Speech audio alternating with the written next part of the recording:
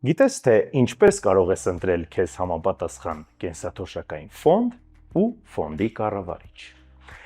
Այսօր կպատմեմ ֆոնդերի կառավարիչների մասին եւ միասին կհասկանանք, թե ինչպես ընտրություն կատարել։ Հայաստանում գործում են կենսաթոշակային ֆոնդերի երկու կառավարիչ՝ Amundi AGBA եւ C Quadrat Ampega։ Նրանցից յուրաքանչյուրն ունի տարբեր ռիսկայնության 3 ֆոնդեր՝ կայուն եկամտային, պահպանողական եւ հավասարակշռված։ Եթե դու ռիսկային մարդ չես, ապա կարող ես ընտրել քիչ ռիսկային համարվող ֆոնդը՝ կայուն եկամտայինը։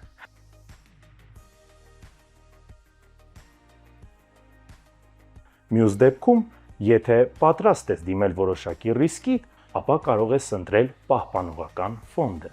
որը միջին ռիսկային է համարվում։ Այս դեպքում քո կուտակումների մեծ մասը ներդրվում է ավանդում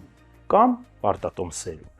իսկ փոքր մասը բաժնետոմսերում։ Իսկ եթե ռիսկային մարդ ես, ապա կարող ես ընտրել բարձր ռիսկային ֆոնդը, որը կոչում ենք հավասարակշռված։ Այս դեպքում կուտակումների միջև կեսը կարող է ներդրվել բաժնետոմսերում։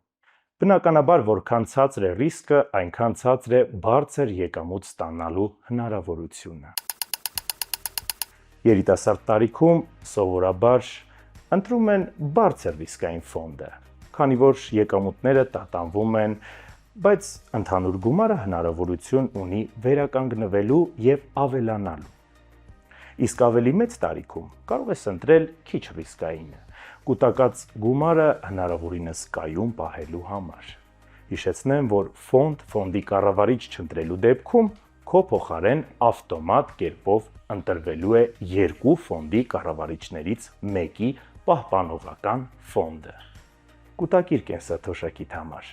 եղիր բարեկեցիկ։